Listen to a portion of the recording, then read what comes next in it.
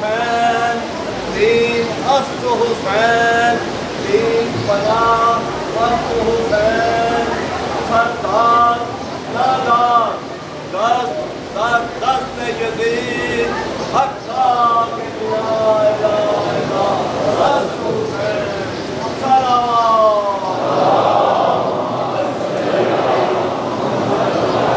فاتحہ بسم اللہ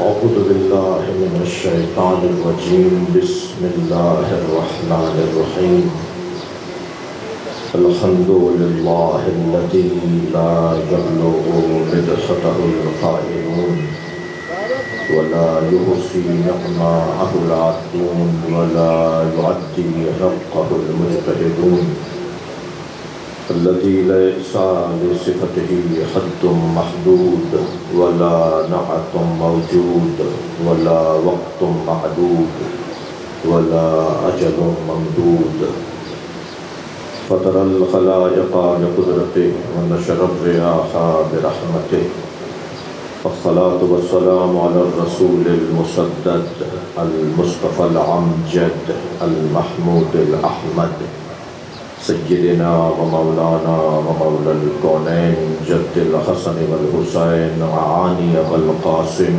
محمد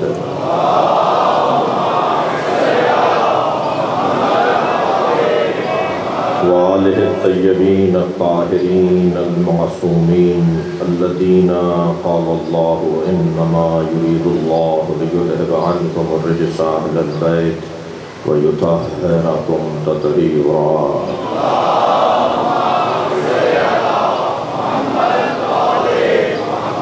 ولعنة الله على أعدائهم أجمعين من يوم عداوتهم إلى قيام يوم الدين أما بعد قال الحكيم في القرآن الكريم بسم الله الرحمن الرحيم إن هذا لهو البلاء المبين وفديناه بذبح عظيم سلام على إبراهيم صلوات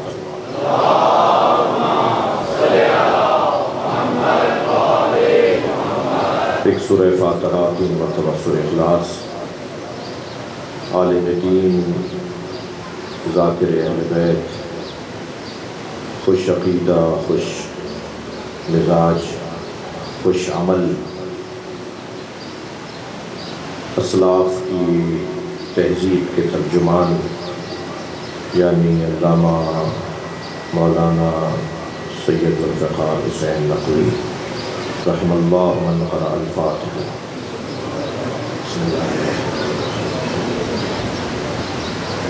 الرحمن الرحیم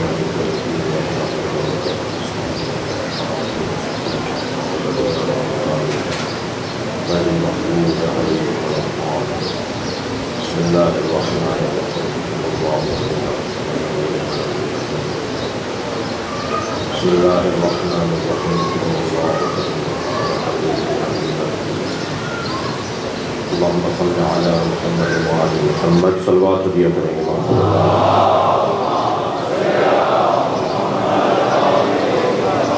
سورہ مبارکہ صافات کی مسلسل 3 آیتیں اور آیتیں مختصر ضرور ہیں مگر ان کا عنوان بہت مکمل ہے۔ اللہ کا نظام بہت روشن ہے، اس کی نہ کسی سے رشتہ داری ہے اور نہ ہی اس کا کسی سے پڑوس ہے۔ پڑوس اور رشتہ داری کی بنیاد پر کچھ استثناءات لاگو ہوتے ہیں۔ پڑوسی پڑوسی ہے چاہے کافر ہو، رشتہ دار ہے چاہے عقیدے کا خراب ہو۔ لہذا صلہ رحمی اور پڑوس ہمسائیگی یہ 2 چیزیں ایسی ہیں جو انسان کے ہاتھ باندھ دیتی ہیں۔ اللہ کی نہ کسی سے رشتہ داری ہے نہ اللہ کا کسی سے پڑوس ہے، رشتہ داری نہیں ہے، کہہ دیا لم یلد ولم یولد، پڑوس نہیں ہے، کہہ دیا علی کل شیء محیط، وہ ہر جگہ پر ہے، کسی ایک جگہ پر نہیں ہے۔ اور جس کمزوری کو بندگی کے لیے اور بندوں کے لیے اللہ نے حسن قرار دیا، اور وہ اللہ کے لیے نہیں تھا۔ اللہ نہیں چاہتا تھا کہ اس کے حبیب اور اس حبیب کے گھر والوں کے لیے بھی یہ عنوان بنے، لہذا کہلوا دیا کہ وما محمد ابا احد من رجالکم، میرا محمد تم میں سے کسی کا باپ نہیں ہے۔ جب یہ آیت نازل ہوئی تو جناب زہرا نے پہلی مرتبہ یا رسول اللہ کہہ کر سلام کیا، تو نبی نے فوراً فرمایا تو مجھے بابا کہو۔ اب یہاں اللہ کہہ رہا ہے یہ کسی کے باپ نہیں ہے، مشاہدہ کہہ رہا ہے کہ وَأَبْنَاءَنَا وَأَبْنَاءَكُمْ،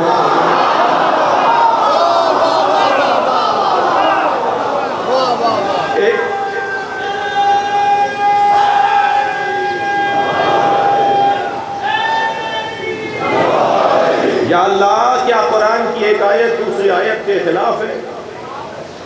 ایک آیت ہمیں کچھ کہتی نظر آ رہی ہے اور دوسری آیت کچھ اور میرے بچوں جوانوں، اگر کوئی قرآن میں تضاد سمجھے تو سمجھو اس کے دماغ میں تضاد ہے، قرآن میں تضاد نہیں۔ قرآن کی ایک آیت بغیر مفسر کے سمجھ میں نہیں آ سکتی۔ یہ کون ہے جو کہہ رہا ہے ہمیں قرآن کافی ہے؟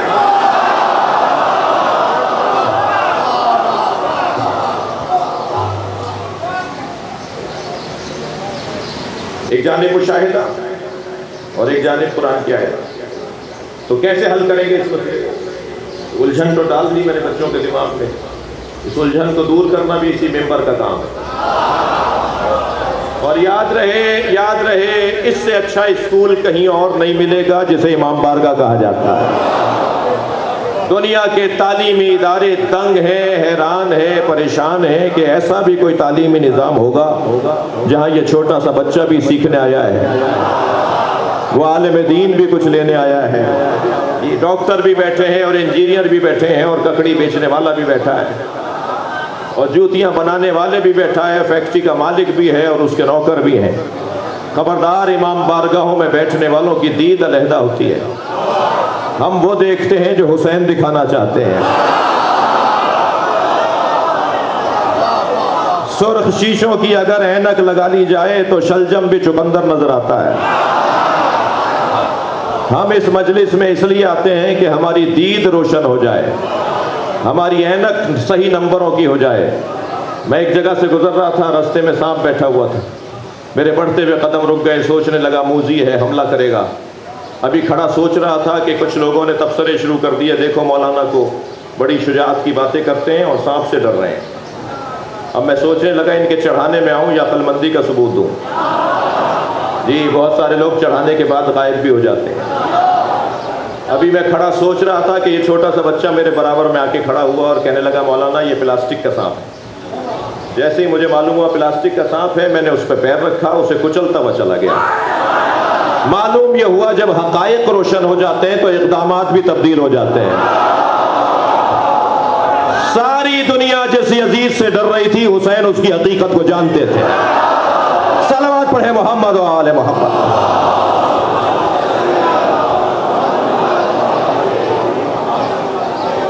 یہاں بیٹھنے والوں کی دید علیحدہ ہے۔ ہم جس گھڑے سے پانی پیتے ہیں اس کا ذائقہ ہی کچھ اور ہے۔ اور میں اپنے ان جوانوں اور بچوں سے اکثر گزارش کرتا ہوں کہ اپنے ساتھ اپنے ایک بھائی کو بھی لایا کرو۔ جی مولا علی نے تو قاعدہ دے دیا نا کہ بھائی دو طرح کے، ایک تمہارے دین میں تمہارے بھائی، حضرت مالک اشتر سے فرمایا، اور ایک تمہارے انسان ہونے میں بھائی۔ تو اپنے ساتھ اپنے بھائی کو بھی لایا کریں۔ جو دینی بھائی ہے وہ تو خود ہی آ جاتا ہے، وہ جو انسان ہونے میں بھائی ہے اسے ضرور ساتھ لایا کریں، ذائقہ چکھے۔ جس نے کچی پکی نہ پڑھی اسے میٹرک کی باتیں کیسے سمجھ میں آئیں گی؟ تھوڑا سا معیار اونچا ہوگا، فہم بلند ہوگی اور سمجھ میں آنے لگیں گی باتیں، اور اس کا دور تک نتیجہ ہے، اور الحمدللہ ایسا تیزی سے ہوتا جا رہا ہے۔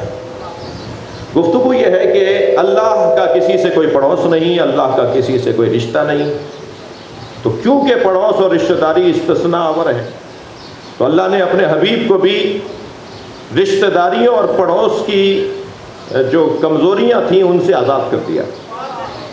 یعنی اب اگر کھڑے ہو رہے ہیں تو اس لیے نہیں کہ بیٹی آ رہی ہے، اب اگر سجدے کو طول دے رہے ہیں تو اس لیے نہیں کہ نواسا بیٹھا ہے، بلکہ یہ سب کام اس لیے ہو رہا ہے کہ اللہ چاہتا ہے کہ سیدہ کے لیے کھڑے ہو جاؤ۔ وَمَا مُحَمَّدٌ أَبَا أَحَدٍ مِّن رِجَالِكُمْ وَلَٰكِنَّ رَسُولَ اللَّهِ، یہ جو کچھ کر رہے ہیں وہ رسالت کے رشتے سے کر رہے ہیں۔ جی اگر احترام کر رہے ہیں تو رسالت کا تقاضا ہے، اگر پیار کر رہے ہیں تو رسالت کا تقاضا ہے۔ یہ کرسی میرے بھائیوں نے علامہ ذوالفقار حسین نقوی کی مجلس ترحیم کے لیے مجھے دی ہے۔ میں یہاں آنے کے بعد کسی بچے سے کہوں بیٹا تم مجلس پڑھو تو شاید کچھ دیر تک تو یہ برداشت کر لیں، اس کے بعد مجھے کہیں کہ مولانا آپ کو ممبر دیا تھا، یہ اختیار نہیں دیا تھا کہ آپ جسے چاہے بٹھا دیں۔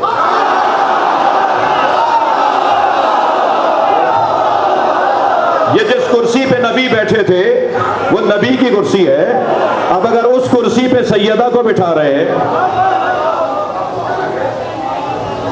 ایک صلوات پڑھ لیں محمد و آل محمد۔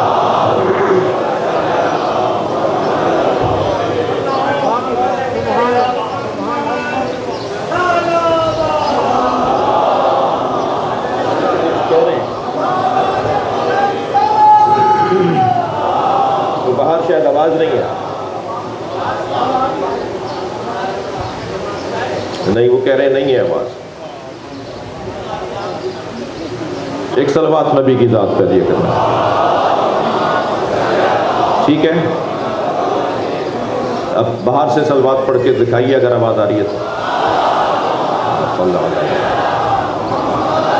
اب سب مل کر صلوات پڑھیے گا۔ اللہ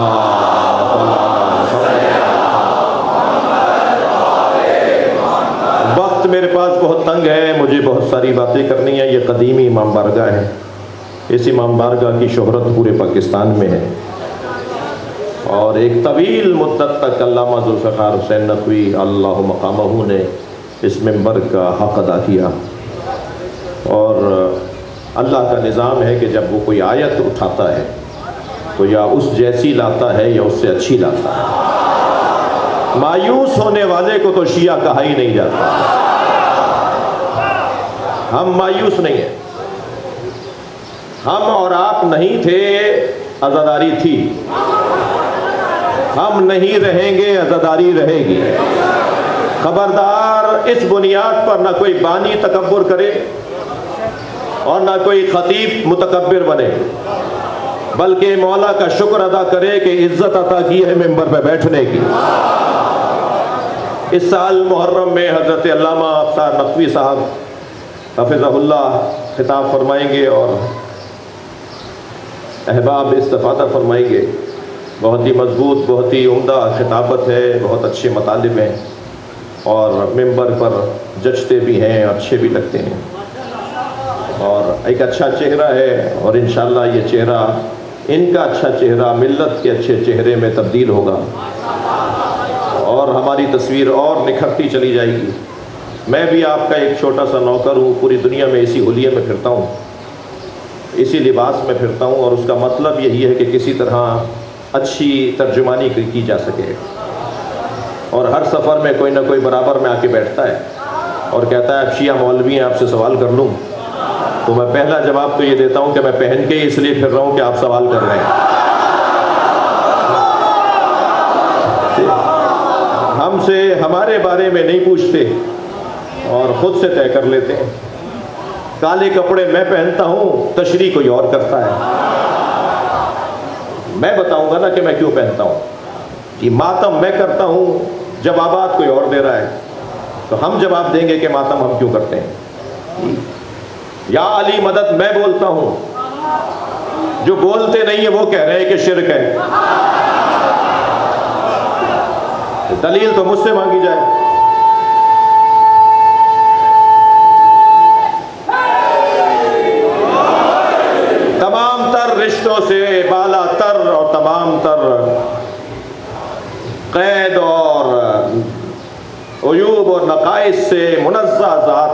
اس ذات نے اس کائنات کے لیے ایک نظام بنایا ہے، اور نظام یہ ہے کہ جتنی مصیبتیں بڑھیں گی اتنی فضیلتیں بڑھیں گی۔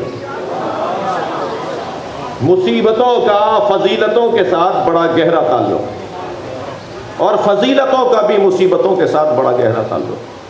کوئی صاحب فضیلت ہو نہیں سکتا جب تک صاحب مصیبت نہ ہو، اور جو صاحب مصیبت ہوتا ہے وہ صاحب فضیلت ہوتا ہے۔ لہذا یہ جوان سوال نہ کرے کہ کب تک مارے جائیں گے، کب تک جنازے اٹھائیں گے۔ مختصر جواب یہ ہے کہ جب تک چھتوں پہ علم لگے ہوئے ہیں مارے جائیں گے۔ اذانوں میں علی ولی اللہ کی صدائیں جب تک باقی رہیں گی یا آزمائشیں باقی رہیں گی۔ کسی نے زبردستی کہا تھا کہ لا الہ الا اللہ پڑھ لو، کیا لا الہ الا اللہ کی مصیبتیں کم تھیں جو محمد الرسول اللہ بھی پڑھ دیا؟ اور کیا محمد الرسول اللہ کے پریشانیاں کم تھیں جو علی ولی اللہ بھی پڑھ دیا؟ ہم تو مصیبتیں مول لینے والے لوگ ہیں، ہم پریشانیاں ڈھونڈنے والے لوگ ہیں۔ ہم جانتے ہیں کہ جتنے مسائل بڑھیں گے اتنے ان کو حل کرنے کی صلاحیتیں بڑھیں گی، اور الحمدللہ پوری دنیا میں ہم 156 ممالک میں 1.5 ملک ہیں جہاں علی ولی اللہ کی اذان آتی ہے، اور کوئی سارے ہی دنیا کے اندر پوری ممالک کے اندر کہیں 10%، کہیں 5%، کہیں 25% مولا علی اور اہل بیت کے چاہنے والے ہیں۔ لیکن اتنی بڑی تعداد ہم سے زیادہ ان بھائیوں کی ہے کہ جو ان میں ایک تعداد ہمیں پسند نہیں کرتی، ہمارا وجود انہیں پسند نہیں ہے، اور غلط فہمیوں کا شکار ہیں اور غفلت کا شکار ہیں اور جہالت طاری ہے۔ میرا اور آپ کا کام یہ ہے کہ ہم جہالت کا خاتمہ کریں اور لوگوں تک پیغام پہنچائیں۔ یہ ہو نہیں سکتا کہ اگر کسی کا شامہ سالم ہو تو اسے گلاب کی خوشبو نہ آئے۔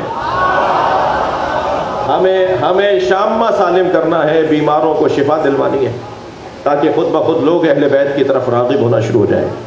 مطلب صرف اور صرف یہ ہے، بہت ہی اونچا اور روشن پیغام ہے کہ اگر فضیلتیں حاصل کرنی ہیں تو مصیبتوں کے لیے تیار ہو۔ کچھ تو ایسی آیتیں ہیں جنہیں فریم کروا کے گھر میں لگانے کی ضرورت ہے، کچھ ایسی حدیثیں ہیں جنہیں تغرا بنوا کر گھر میں لگانے کی ضرورت ہے، تاکہ آتے جاتے اس پہ نگاہ جائے اور میرے رویے پہ فرق آئے، میرے طور طریقوں میں فرق آئے۔ قرآن سورہ مبارکہ تکویر میں اللہ ارشاد فرماتا ہے فَأَيْنَ تَذْهَبُونَ، کہاں جا رہے ہو؟ پوری آیت ہے یہ، کہاں جا رہے ہو؟ اس آیت کو تغرا بنوا کے گھر میں لگایا جائے، آتے جاتے اللہ ہم سے پوچھ رہا ہے کہاں جا رہے ہو؟ جانے کے لیے جواب ہے تو جاؤ، ورنہ کہاں جا رہے ہو؟ مولا علی کا یہ قول الدہر یومان، زمانہ 2 دن ہی کا تو ہے، یوم لکا و یوم علیکا، ایک دن تیرے خلاف رہے گا، ایک دن تیرے حق میں رہے گا۔ تو جس دن حق میں ہو تو تیاری رہنی چاہیے کہ کل خلاف آنے والا ہے، اور جس دن خلاف ہو تو تیاری رہنی چاہیے اور صبر کرنا چاہیے کہ کل حق میں آنے والا ہے۔ ایک جیسا دور نہیں رہتا، وقت گزر جاتا ہے، وقت ایک جیسا باقی نہیں رہتا۔ لہٰذا ہم اس ایجنڈے کے ساتھ اور اس نظریے کے ساتھ جینے کا سلیقہ رکھتے ہیں کہ مصیبتوں کا فضیلتوں کے ساتھ بڑا گہرا تعلق۔ مصیبتوں کی تاریخ اور مصیبتوں کے عنوانات پہ جب غور کریں گے تو ہمیں مصیبتوں کے ساتھ مصیبت زدہ، مصیبت میں مبتلا، مصیبت خوردہ، مصیبت کا شکار، مصیبت مول لینے والوں کے بھی نام ڈھونڈنے ہوں گے، تاکہ ہم دیکھ سکیں کہ کس نے مصیبت کا کیسے مقابلہ کیا۔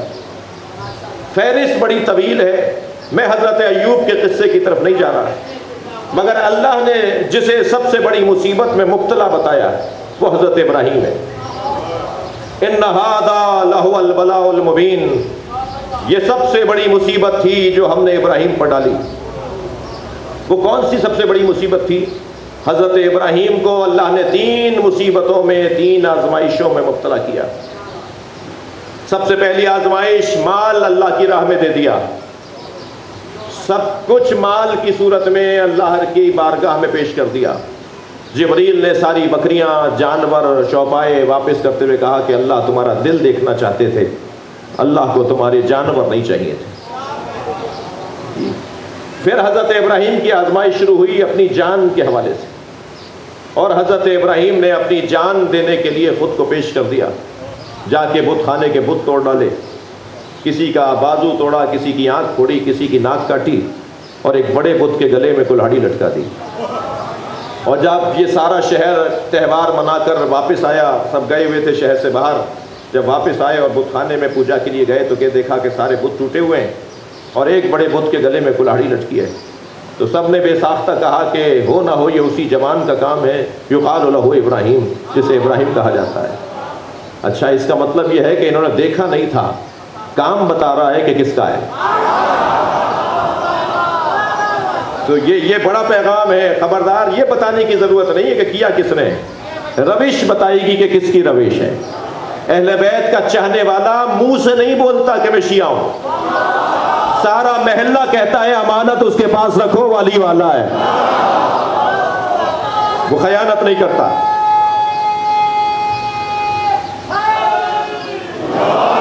اور حضرت ابراہیم نے فرمایا کہ اسی نے توڑا ہوگا جس کے گلے میں کلہاڑی لٹکی ہے۔ تو کہنے لگے وہ کیسے یہ کر سکتا ہے جو خود اپنی ناک پہ بیٹھی مکھی نہیں جھل سکتا؟ تو عزیزو، جیسے ہم مردے کو اسما افہم کہتے ہیں نا، یہ مجلس بھی اسما افہم کہنے کی جگہ ہے۔ حضرت ابراہیم نے اس مجمع سے خطاب کرتے فرمایا کہ جو ناک پر بیٹھی مکھی نہیں جھل سکتا، وہ تمہارا خالق اور تمہارا رازق کیسے ہے؟ پوری قوم کو جھنجھوڑ ڈالا حضرت ابراہیم نے، مگر کہنے لگے کیا اسی نے ہے، لہٰذا اسے سزا دی جائے، آگ میں پھینک دیا جائے۔ آگ میں پھینکا حضرت ابراہیم کو، اور پھینکا، لے کر نہیں گئے کیونکہ خود جا نہیں سکتے تھے اس کے قریب۔ اور جب حضرت ابراہیم فضا میں اڑتے ہوئے جا رہے تھے، منجنیق میں ٹوکری میں رکھ کر پھینکا تھا انہیں، تو جبریل فرشتوں کے ساتھ بارگاہ پروردگار میں حاضر ہوئے، یا اللہ تیرا خلیل جلایا جا رہا ہے۔ اللہ نے کہا جا کے پوچھ لو میرا خلیل کیا چاہتا ہے۔ جبریل نے آ کر کہا حل لگا حاجت یا ابراہیم، میں ابراہیم کوئی حاجت ہے؟ اب ابراہیم آگ کی طرف جا رہے ہیں اور جبریل سوال کر رہے ہیں۔ فرمایا اما الیک فلا، ہاں ہے مگر تم سے نہیں ہے۔ حضرت ابراہیم نے فرمایا ہاں تم سے کوئی حاجت نہیں ہے۔ کہا کس سے ہے؟ کہا اسی سے جس نے تمہیں آنے کی اجازت دی ہے۔ کہا پھر بتا دو میں اس تک پہنچا دوں۔ عزیزان گرامی، توجہ چاہوں گا، بعض لوگ کہتے ہیں کہ ہمیں وسیلے کی ضرورت نہیں ہے۔ اگر آپ کو کوئی ملے تو پہلے تو اسے کہیں کہ اپنا چہرہ آئینے میں جا کے دیکھو، تم اس قابل ہو کہ یہ کہو کہ ہمیں وسیلے کی ضرورت نہیں ہے۔ جو کہنے کا حق رکھتے تھے محمد اور علی، انہوں نے نہیں کہا۔ نبی علی کو وسیلہ بناتے ہیں، علی نبی کو وسیلہ بناتے ہیں۔ فرما رہے ہیں کہ ہاں میں اسی سے بات کرنا چاہتا ہوں جس نے تمہیں بھیجا ہے۔ کہا بتا دو پہنچا دوں۔ اب جملہ سنیں، نظام دے رہے مولا امام سجاد، اور حضرت ابراہیم قرآن کی اس تفسیر میں فرماتے ہیں اللہ اکبر، علمہ بحالی یغنی عن سوالی، وہ مجھے دیکھ رہا ہے، اس کے بعد حاجت کون سی رہ گئی؟ امام فرماتے ہیں یا اللہ میں تجھ سے دعا اس لیے نہیں مانگتا کہ میری دعا قبول ہو جائے۔ ہماری اصلاح کر رہے ہیں امام، یا اللہ میں تجھ سے دعا اس لیے نہیں مانگتا کہ دعا قبول ہو جائے، میں دعا اس لیے مانگتا ہوں کہ دعا مانگنا عبادت ہے۔ اللہ دیکھ رہا ہے، بس میری یہی حاجت ہے۔ اور جیسے ہی عقیدہ حضرت ابراہیم اور اللہ کی خاطر جلنے کو قبول کرنا اللہ نے دیکھ لیا، آگ گلزار ہو گئی۔ بدن نہیں لیا حضرت ابراہیم کا اللہ نے، جانور نہیں لیے حضرت ابراہیم کے اللہ نے۔ اب سب سے بڑی قیمت انسان کے پاس اور دولت، سرمایہ، اولاد ہے۔ کہا اسماعیل کے گلے پہ چھری چلا دو۔ چھری چلا دی، چھری چلا دی۔ انہوں نے کام اپنا پورا کیا۔ جب چھری چلاتے تھے چھری الٹی ہو جاتی تھی، پٹی کھول کے دیکھتے تھے یہ کیوں نہیں ذبح کر رہی، کیوں نہیں کاٹ رہی، تو دیکھتے تھے الٹی رکھی ہے۔ پھر سیدھا رکھتے تھے، پھر چلاتے تھے، پھر وہ نہیں چلتی تھی، پھر دیکھتے تھے تو الٹی ہوتی تھی۔ تو لوہے سے بولنے لگے۔ میں ایک جگہ خطاب کر رہا تھا کہ ذوالفقار مولا علی سے باتیں کرتی تھی، تو ممبر سے اترا تو ایک صاحب نے روک لیا، مولانا کیا باتیں کر رہے ہیں؟ لوہا بولے گا۔ میں نے کہا آپ کا قصور نہیں ہے، جس معاشرے میں انسان انسان کی بولی نہ سمجھے۔ صلوات پڑھے محمد و آل محمد کا۔ حضرت ابراہیم نے چھری سے کہا، حضرت ابراہیم نے چھری سے کہا میں تجھے سیدھا رکھتا ہوں تو الٹی کیوں ہو جاتی ہے؟ تو لوہے کا ٹکڑا، چاقو، چھری بولی الخلیل امرنی والجلیل نہانی، خلیل امر کرتا ہے اور جلیل روک دیتا ہے. یا اللہ کیا میری قربانی قبول نہیں ہے؟ پھر ابراہیم نے چھری چلائی اور چھری چلی، گلا کٹتا ہوا محسوس ہو گیا. پٹی کھول کر دیکھا تو حضرت اسماعیل برابر میں کھڑے تھے. حضرت اسماعیل کی جگہ ایک دمبا ذبح ہو گیا تھا. اسے اللہ نے کہا وَفَدَيْنَاهُ بِذِبْحٍ عَظِيمٍ، اے ابراہیم قربانی تو بڑی دے دی مگر ہمیں اس سے بڑی قربانی چاہیے. ہم اس قربانی کو مؤخر کر رہے ہیں بڑی قربانی پر. اب کچھ قرآن نافہم لوگوں نے لکھ دیا کہ ذبح عظیم سے مراد وہ جنت کا دمبا ہے، کیونکہ وہ عظیم الجثہ تھا، جنت کی گھاس کھا کھا کے موٹا ہو گیا تھا، تو قرآن نے اسے عظیم کہا ہے، یعنی موٹا. یہ موٹا دمبا تھا جو حضرت اسماعیل کی جگہ ذبح ہو گیا. میں تو یہاں زیادہ رکنے کا عادی نہیں ہوں ایسی بحثوں میں. ایک جملہ کہہ کر سادہ سا آدمی ہوں، ایک جملہ کہہ کے آگے بڑھوں. جو حضرت اسماعیل کی قربانی پر بڑی قربانی کو دمبا مان لے، ان کا ہی حق ہے کہ وہ ہر واہیات کو ولی مان لے مگر علی کو ولی نہ مان.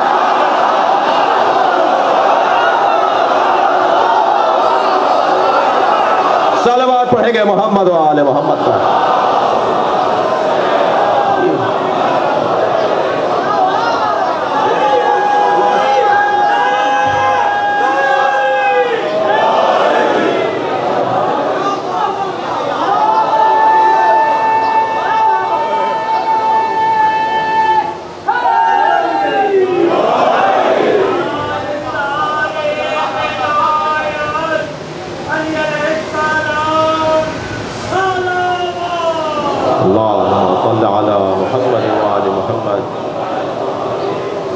ہم نے اس قربانی کو بڑی قربانی پر مؤخر کر دیا. علامہ اقبال کے شہر میں مجلس پڑھ رہا ہوں، وہ کہتے ہیں اللہ اللہ بائے بسم اللہ پہ در، بے کے نیچے کا نقطہ باپ، اللہ اللہ بائے بسم اللہ پہ در، مانیے ذبح عظیم آمد پہ سر. اور قرآن میں جو ذبح عظیم کا اللہ نے عنوان دیا ہے وہ ہے بیٹا حسین. باپ نقطہ با، بیٹا مانیے ذبح عظیم. ہم نے بڑی قربانی پر مؤخر کر دیا. ایک بڑی قربانی چاہیے، توجہ چاہوں گا. حضرت ابراہیم کا مال اللہ نے واپس کیا مگر حسین کا رکھ لیا. حضرت ابراہیم کی جان اللہ نے واپس کر دی مگر حسین کی رکھ لی. حضرت ابراہیم کی اولاد اللہ نے واپس کر دی مگر حسین مولا کی رکھ لی. کیا فرق ہے حسین اور ابراہیم میں؟ مثال دے رہا ہوں اور یہیں سے ربط مسائل. آپ اپنے 2 سالہ بچے کے لیے ٹافی لائیے، وہ ٹافی ریپر کھول کے کھانے لگے تو اسے کہیے مجھے دے دو. اول تو وہ دے گا نہیں، اور اگر دے دے تو آپ کھائیں گے نہیں. اور اگر آپ نے بچے کی ٹافی کھا لی تو سارا معاشرہ کہے گا کہ انہیں دیکھو یہ بچے کی ٹافی کھا گئے، جبکہ آپ کتنا ہی کہتے رہے کہ ہم ہی لائے تھے، ہم ہی نے دلوائی. بچے کی ٹافی آپ نے جب وہ 2 سال کا تھا نہیں کھائی. جی یہی بچہ جب 30 سال کا ہو جائے گا، ڈائریکٹر لگ جائے گا، گورنر لگ جائے گا، وزیر ہو جائے گا، افسر ہو جائے گا 21ویں گریڈ کا، یہ ابا کے لیے دوائیاں لائے گا، آپ کے لیے آپ رکھ لیں گے. جوڑے بیڑے بنا کے لائے گا، آپ رکھ لیں گے. آپ کو گاڑی خرید کے دے گا، آپ لے لیں گے. 20 سال 30 سال پہلے آپ نے ٹافی نہیں لی، 30 سال کے بعد وہ جو دے رہا ہے وہ آپ لے رہے ہیں. یہ کیا بچہ بدل گیا؟ کیا ہو گیا؟ یہ فرد بدل گیا. یہی عزیزان گرامی فرق ہے حضرت ابراہیم اور امام حسین میں. ابراہیم بندگی کا بچپنا ہے، حسین بندگی کی جوانی ہے.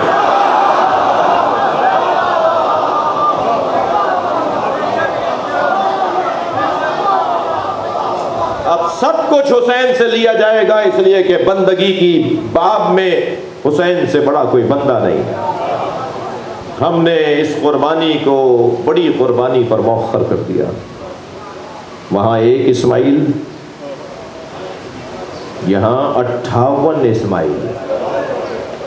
18 صرف مولا علی کے بیٹے ہیں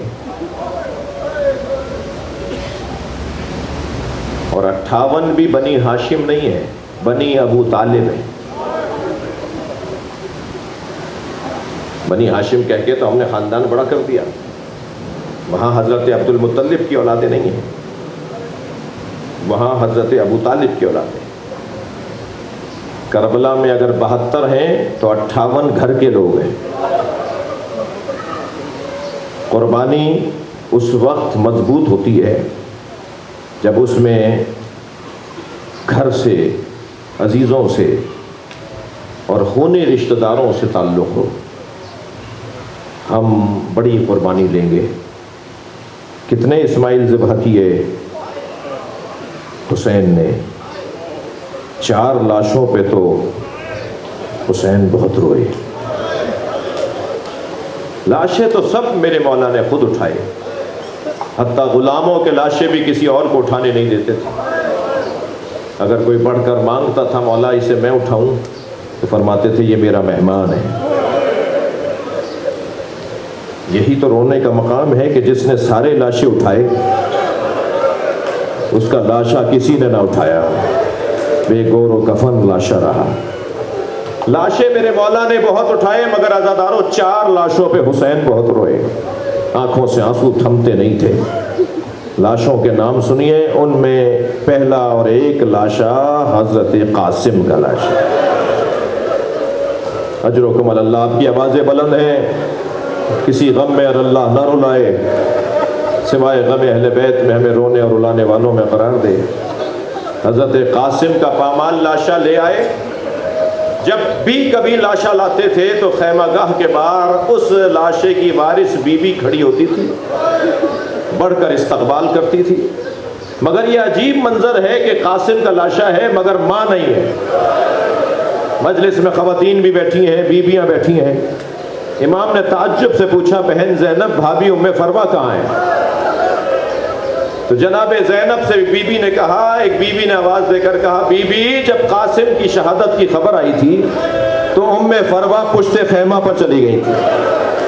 اب جا کر جو دیکھا تو پیشانی سجدے میں ہے اور جناب ام فروہ تسبیح پڑھ رہی ہیں, شکرن شکرا, اجرکم اللہ, اجرکم اللہ.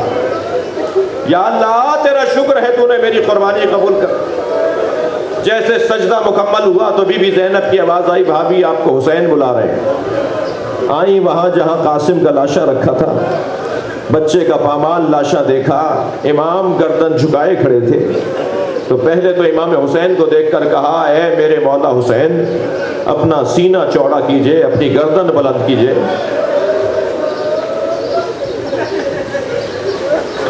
مجھے یہ عزت ملی ہے کہ میرے بچے نے دودھ کی لاج رکھی ہے. بس میری آرزو اتنی ہے کہ مجھے اس کا خون بھرا کرتا دے دیجئے. امام نے نہیں پوچھا بھابھی اس کرتے کا کیا کریں گی جو تار تار ہو گیا, جو چاک چاک ہو گیا, گھوڑوں کے ٹاپوں سے پھٹ گیا, چاک چاک ہو گیا. مگر ماں کی آرزو تھی. کچھ ہی دیر بعد وہ خون بھرا کرتا امام حسین نے دے دیا. بی بی نے اسے خیمے میں لے جا کے رکھ دیا. عصر عاشور خیمے لٹے, قافلہ کوفہ, کوفے سے شام گیا, شام میں اسیر رہا. اسیری سے رہائی کے موقع پہ کربلا سے مدینہ گیا. جب مدینے پہنچے تو سب کے ہاتھ میں اپنی اپنی گٹھڑی تھی. حضرت ام فروہ نے اپنی گٹھڑی سینے سے لگائی ہوئی تھی, فرمانے لگی میرا اونٹ جنت البقیع لے جاؤ. جنت البقیع پہنچی, امام حسن کی قبر کے برابر میں بیٹھی, گٹھڑی کھولی, خون بھرا کرتا نکالا, قبر امام حسن پر پھیلا دیا اور کہا, اے میرے والی تمہارے بچے کی نشانی لے کر آئے. اجرکم اللہ, اجرکم اللہ. مجلس میں جب بیٹھا کریں تو تکلف نہ کیا کریں. جب آپ بلند آواز سے روتے ہیں, جب آپ بلند آواز سے روتے ہیں, امام جعفر صادق دعا دیتے ہیں, یا اللہ یہ ہمارے عمر کو زندہ کر رہے ہیں. اجرکم اللہ. دوسرا لاشا جس پہ حسین بہت روئے وہ لاشا عباس کا لاشا. اجرکم اللہ. اپنے بھائی کا لاشا نہر کے کنارے چھوڑ آئے, مڑ مڑ کے لاشے کو دیکھتے رہے. تیسرا لاشا, رو رہے ہیں نا آپ, خواتین ہیں, بچوں والی مائیں بیٹھی ہیں. تیسرا لاشا چھوٹا بہت تھا مگر حسین سے اٹھتا نہیں تھا. کبھی آگے جاتے تھے انا للہ, کبھی الٹے پیر واپس آتے تھے رضن بقضاء علیہ وتسلیما لامرہ۔ بہت گریہ ہو گیا، مجھ سے فرمائش کی گئی، خواہش کی گئی، مجھے حکم دیا گیا جو اب مصائب پڑھنے جا رہا ہوں۔ ایک اور لاشا بھی ہے جس میں حسین کی آنکھوں کا نور چلا گیا۔ اجرکم اللہ، اجرکم اللہ۔ ایک اور لاشا بھی ہے جسے نگاہیں بھر کے حسین دیکھتے تھے اور کہتے تھے جب میں تمہیں دیکھتا ہوں مجھے میرے نانا یاد آ جاتے ہیں۔ ایک اور لاشا بھی ہے جس کے جانے پہ حسین نے گھوڑے کے پیچھے دوڑنا شروع کیا، اور جب مڑ کر دیکھا تو گھوڑے سے اترے، کہا بابا آپ نے تو مجھے رخصت کر دیا تھا۔ فرمایا کاش تم جیسا جوان بیٹا ہوتا۔ اجرکم اللہ۔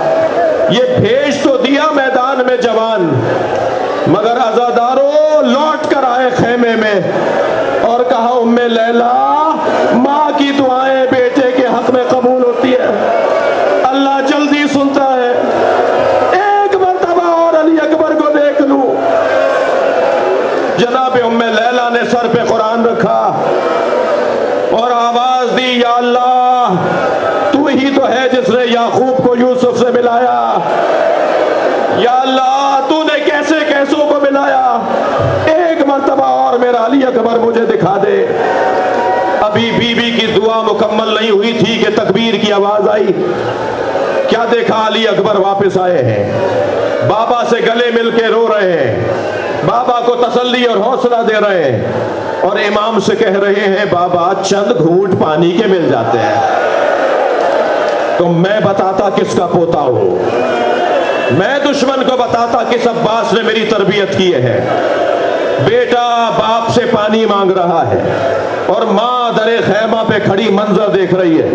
شاعر نے اسے 4 مصروں میں نظم کیا ہے۔ شدت پیاس سے اکبر نے پلٹ کر دیکھا اور ماں نے خیمے کی تنابوں سے لپٹ کر دیکھا۔ کتنی مجبور تھی ساقی کوثر کی بہو، کتنی مجبور تھی ساقی کوثر کی بہو، خالی مشکیزہ کئی بار، شاید چند قطرے پانی کے نکل آئے۔ جاؤ علی اکبر تمہارے نانا تمہیں سیراب کریں گے۔ علی اکبر میدان کربلا میں پہنچے، آواز دی بابا سلام آخر۔ حسین زمین پہ گرتے تھے اٹھتے تھے، آواز دیتے جاتے تھے مجھے کچھ نظر نہیں آ رہا، یا علی یا علی یا علی، اے علی اکبر بتاؤ تم کہاں ہو؟ پیروں کے قریب سے آواز آئی بابا میں آپ کے قریب ہوں۔ حسین بیٹھ گئے، سینے میں برچھی لگی،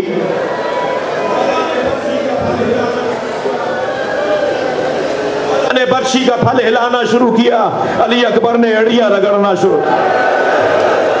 علی اکبر ایڑیاں رگڑتے تھے، زمین کربلا پہ زلزلہ آتا، آواز دی نانا آئیے، اپنے ساتھ ابراہیم کو بھی لائیے، میں اپنا اسماعیل ذبح کر رہا ہوں۔ سینے سے برچھی کا پھل نکلا، خون کا فوارہ جاری ہوا، سینے پہ سینہ رکھ دیا، علی اکبر تمہیں تمہارے نانا کے حوالے۔